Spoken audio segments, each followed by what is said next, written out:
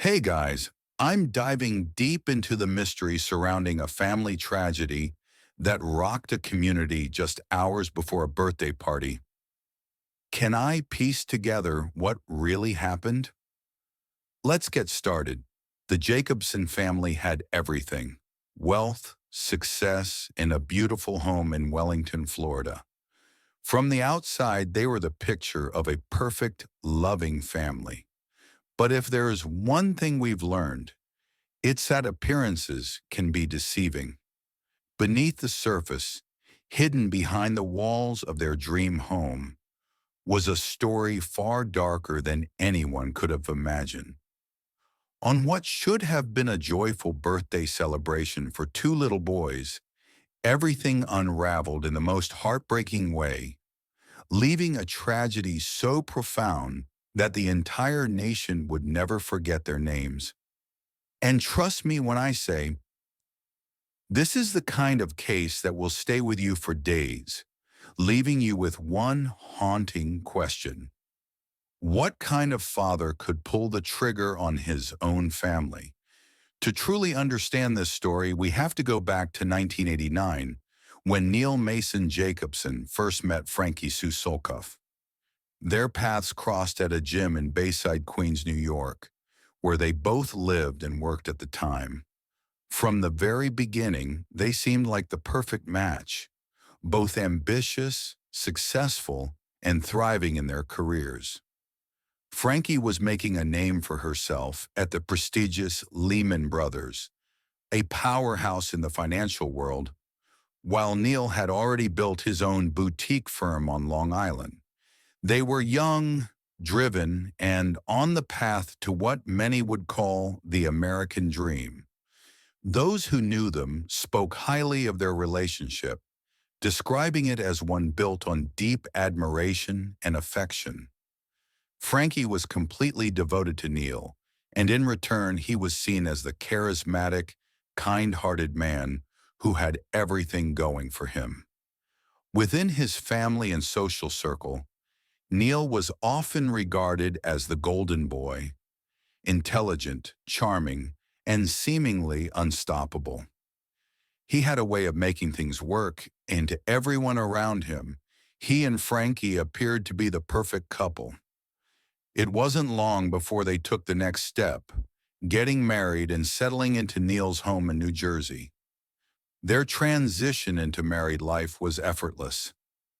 Neil continued to grow his career in mortgage banking, eventually launching his own mortgage brokerage firm, while Frankie remained dedicated to her work in finance.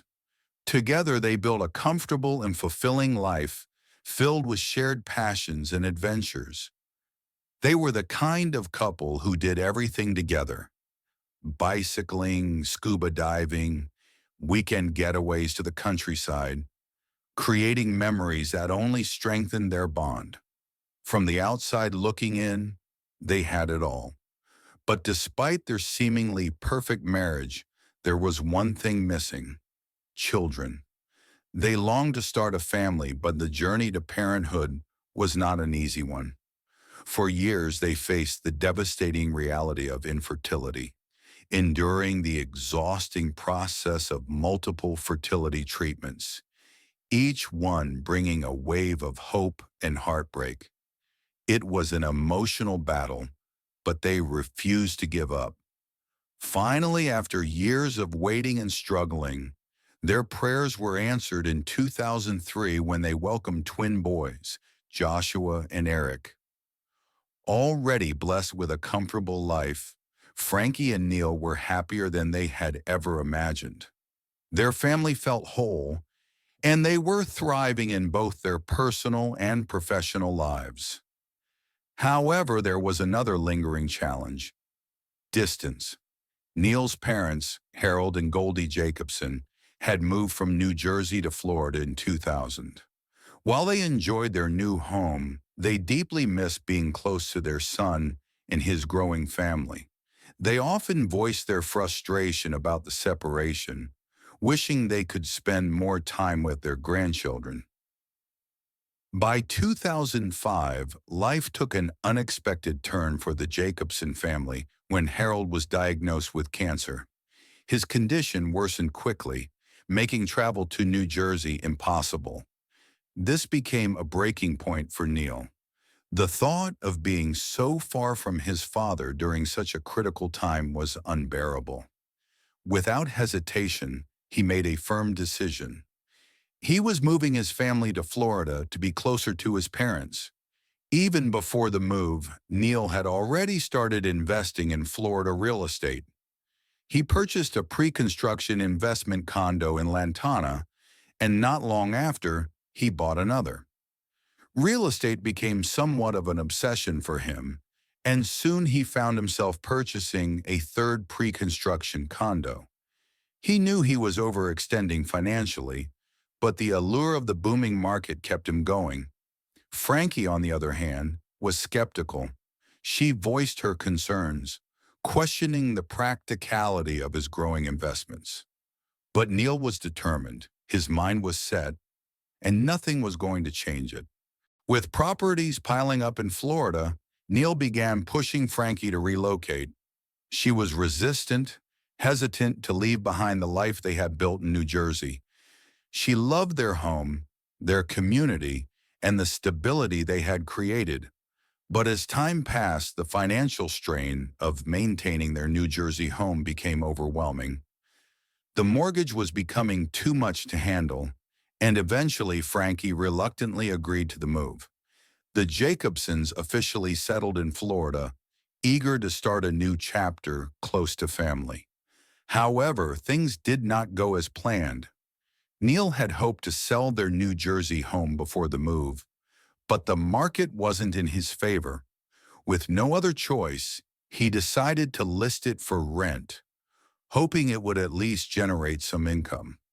But just 2 months after they arrived in Florida, tragedy struck. Harold Jacobson passed away. The loss of his father devastated Neil in ways he hadn't expected. He had uprooted his entire life to be closer to Harold, only to lose him so soon after arriving. The grief weighed heavily on him, and his mother, Goldie, later revealed that Neil had struggled with his mental health from a young age. She recalled that as a teenager, he had been diagnosed with obsessive-compulsive disorder, an issue that had plagued him for years. Doctors noted that Neil had an overwhelming desire to be the perfect child, a pressure that had followed him into adulthood. As the years passed, his struggles with anxiety only grew, and soon things took an even darker turn. The Great Recession hit Florida hard. Neil, who worked as a mortgage broker, found himself in an increasingly difficult situation. The real estate market collapsed, and the once thriving business that had allowed him to invest so freely was now crumbling beneath him. The financial security he had worked so hard to build was slipping away, and as the weight of his losses grew heavier, so did the cracks in his once stable world. The Florida condos he had invested in before relocating were quickly turning into a financial nightmare. Burdened with subprime mortgages, their payments increased month after month, stretching his resources thin. At first, Neil convinced himself that things would turn around. He had always been a problem solver, always found a way to make things work. But this time, no amount of determination could keep the walls from closing in. With little to no work coming in and 4 separate mortgages draining their finances, the pressure became unbearable. Neil and Frankie tried to hold on, dipping into their savings to stay afloat. But as time passed, their financial situation worsened. Bills piled up, debt collectors began calling, and the stress of trying to keep everything together pushed Neil to his limits. Desperate for a solution, he started making risky financial decisions, one bad choice after another, each one digging them deeper into a hole. He chased after risky investments, sought out loans, and even considered selling off what little they had left. all in a futile attempt to stop the inevitable collapse. Eventually, the weight of it all became too much to bear. The financial juggling act had run its course. Frankie, exhausted and drained, made the painful decision to stop paying the mortgages on their 3 Florida condos. It was a move that felt like surrender, but they had no choice. There was simply no more money left to give. By 2008, the pressure of Neil's business failures had begun to take a serious toll on his health. At first, it started with minor complaints, aches and pains he couldn't quite explain. But as time went on, his symptoms worsened.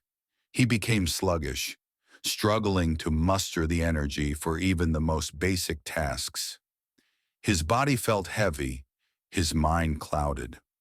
There were random bouts of dizziness that left him feeling unstable, and he found himself unable to focus the way he used to. Concerned, he visited the family doctor, who ordered a blood test in October. The results were troubling. Neil had elevated hormone levels, but there was no immediate explanation for his decline.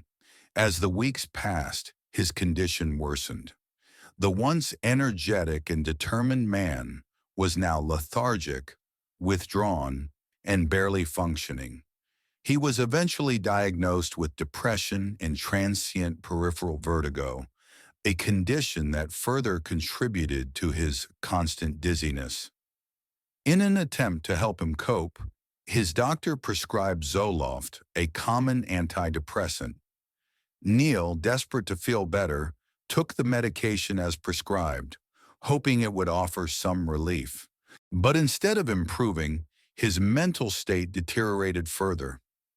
A few days after starting Zoloft, he was called back to the doctor's office, where they added a prescription for Xanax.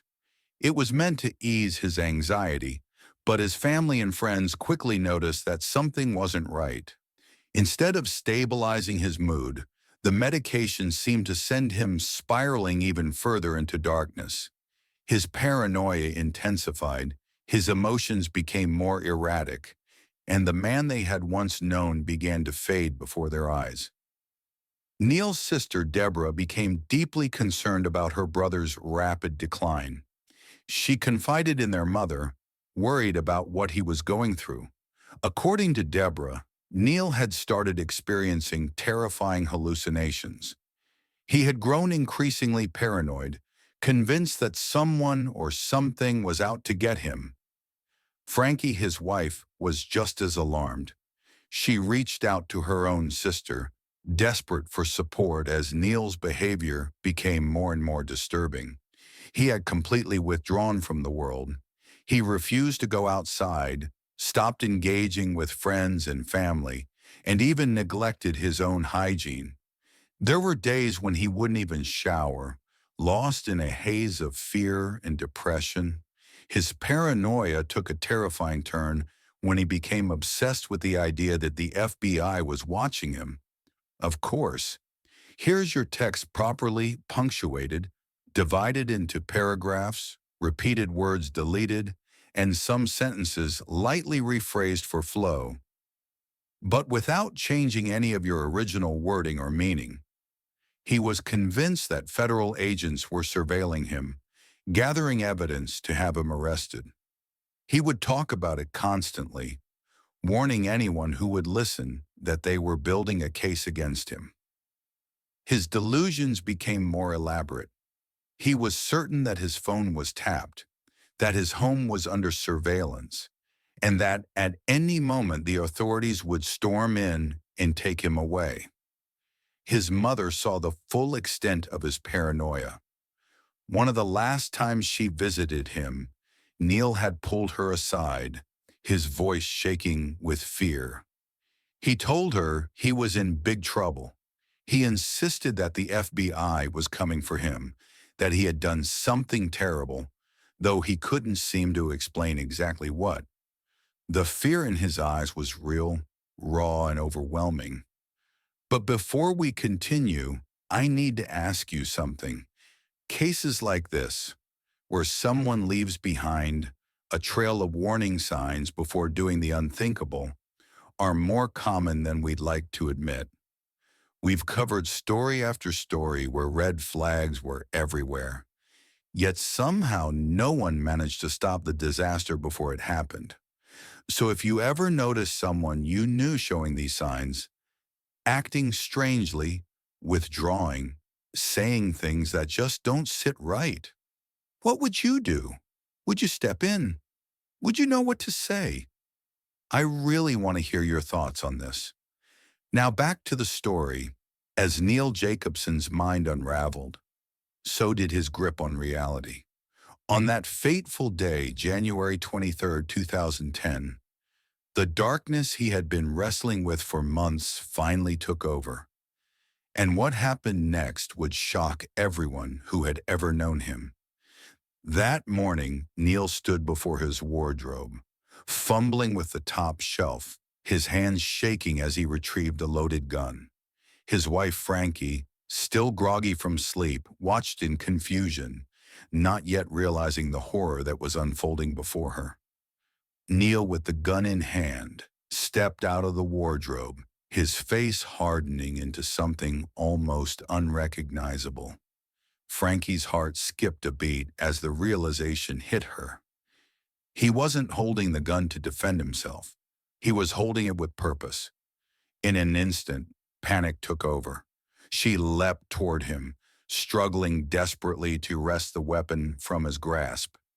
They tumbled to the floor, the fight a chaotic blur of screams, desperation, and tears. In the midst of the struggle, Neil, in a violent frenzy, struck Frankie, knocking out her front tooth and slicing her finger. Despite the brutality of it all, Frankie didn't give up. She fought with all her strength, but Neil was too much, overpowering her in his disturbed state. With cold detachment, he stood, reloaded the gun, and turned the weapon on her. Two shots rang out, one after another, each striking her in the face, silencing her forever. But Neil's twisted path didn't end there. Covered in Frankie's blood, he reloaded the gun and made his way to his son Eric's room. Eric, who had been lying on his stomach in peaceful sleep, was the next victim in the nightmare Neil had somehow constructed in his mind. Two bullets tore through Eric's body, but against all odds, the boy survived the first two shots. Neil was undeterred, his mind fixated on finishing what he had started. He grabbed a pillow and pressed it over Eric's face, ensuring his son wouldn't survive. Two more shots, and Eric was gone. The house was eerily still now as Neil moved toward the next room, where his youngest son Joshua was sleeping. Joshua, blissfully unaware of the carnage around him, lay curled in his sheets. Neil's actions were methodical, almost as if he were following a script. He covered his son's face with a pillow, silencing him with two shots to the face. In a matter of moments, the vibrant life of his family had been extinguished. With the blood of his wife and children staining his hands, Neil walked to the bathroom and turned on the shower. He stood under the water, numb, as if washing away the sins he could no longer escape. When the shower ended, he dressed, swallowed a cocktail of Vicodin and Xanax, and in a haze left his home. As he drove, the pills began to take effect, making him groggy and disoriented. Less than a mile from his mother's house, Neil passed out behind the wheel, swerving off the road and coming to a stop in the grass. In the confusion, Neil had initially planned to kill his mother Goldie next before taking his own life. But in his twisted state, something inside him held him back. He later told the police that when he was at home, standing in the living room, he thought about going to heaven to be with his father. But he couldn't leave his mother alone, so he planned to take her with him. Thankfully, he never made it to her house. When the police found him, Neil was disoriented, barely conscious and gripping the gun beside him. As they approached, he muttered, "I killed my family. in a dazed, broken voice. The investigation raised many questions. Was Neil a victim of the side effects of his medications, or had he planned this horrific act all along? A suicide note found later suggested that Neil may have been preparing for this moment, leaving many to wonder whether he was driven by his medications or if he had at some point simply snapped. As you might expect, from the very beginning, Neil's defense centered around his mental state. His attorneys argued that he had been suffering from severe depression, anxiety, and paranoia, all of which have been worsened by the medications he was taking. They described a man overwhelmed by financial ruin, haunted by the fear that the FBI was watching him, and convinced there was no way out. His legal team insisted that he had not acted out of hatred or rage, but had instead been driven to an unimaginable breaking point due to the side effects of his prescription drugs. To support their argument, the defense brought in medical experts who testified about the dangers of Zoloft and Xanax, the two medications Neil had been prescribed before the murders. These drugs, they explained, could cause extreme mood swings, hallucinations, and suicidal tendencies, especially when taken together in high doses. Neil's behavior before the killings, his paranoia, delusions, and refusal to leave the house, was presented as clear evidence that he had lost his grip on reality.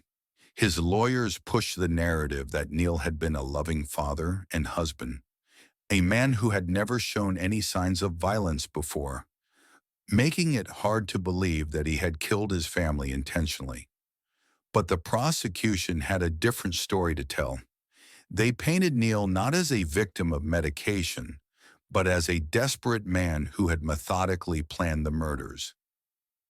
They argued that his financial troubles had reached a boiling point, and that instead of facing them, he had chosen to take his family's lives in an act of ultimate control.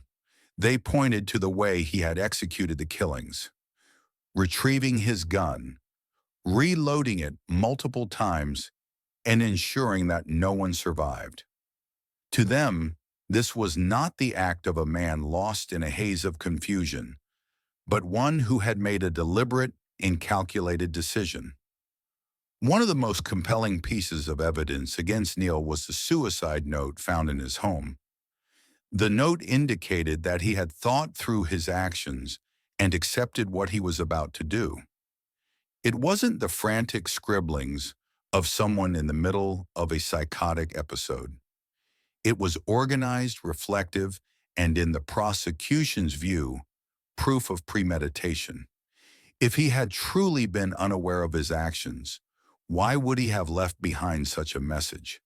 The prosecution also called witnesses to testify about Neil's behavior leading up to the murders. His sister Deborah had noticed a dramatic shift in his personality. He had become increasingly paranoid, talking about the FBI coming to arrest him. His wife Frankie had confided in her sister that Neil was no longer the man she had married. He had stopped showering, refused to leave the house, and seemed trapped in his own mind. While the defense used these accounts to argue that Neil was suffering from a mental breakdown, the prosecution used them to show that there had been warning signs, signs that should have led Neil to seek professional help instead of resorting to murder. Neil's mother, Goldie, also played a heartbreaking role in the trial. She had been one of the last people to see him before the tragedy. When she recalled how Neil had told her, "Mom, I love you no matter what happens," the courtroom fell silent. At the time, she hadn't thought much of it, but in hindsight, it was clear he had been preparing for what he was about to do. Goldie, who had always seen her son as a kind and loving man, struggled to reconcile the Neil she knew with the one on trial for murder. As the trial progressed, the jury was left to decide whether Neil Jacobson had truly been in a state of drug-induced psychosis or if he had coldly and deliberately murdered his wife and children. The prosecution emphasized that Neil had made a series of conscious choices, loading his gun, aiming at his loved ones, pulling the trigger multiple times. They argued that no matter what struggles he was facing, nothing justified what he had done. The defense, on the other hand, urged the jury to consider his mental state, to see him as a broken man who had been consumed by fear, paranoia, and desperation. After days of deliberation, the jury reached a verdict: guilty on all counts. The judge, while acknowledging the tragedy of the situation, made it clear that no level of financial distress or mental illness excused the murder of innocent children and a devoted wife. Neil Jacobson was sentenced to life in prison without the possibility of parole. His fate was sealed, and the courtroom was filled with an overwhelming sense of loss. Victor and Tiffany, Neil Jacobson reached a plea deal with the state. He changed his plea of not guilty to guilty of 3 counts of first-degree murder. After killing his family, he tried to kill himself, even leaving behind a suicide note detailing why he did it. He said the reason was the family's mounting financial situation. Now he's going to spend the rest of his life behind bars. Neil Jacobson answered to the judge in this Palm Beach County courtroom today, admitting that he shot his wife Frankie and then shot their twin 7-year-old sons while they were asleep in their Wellington home back in 2010. But when it was the family's turn to speak in court, Neil held his head and never looked up. What do you think happened? Comment below and subscribe for more chilling true crime stories.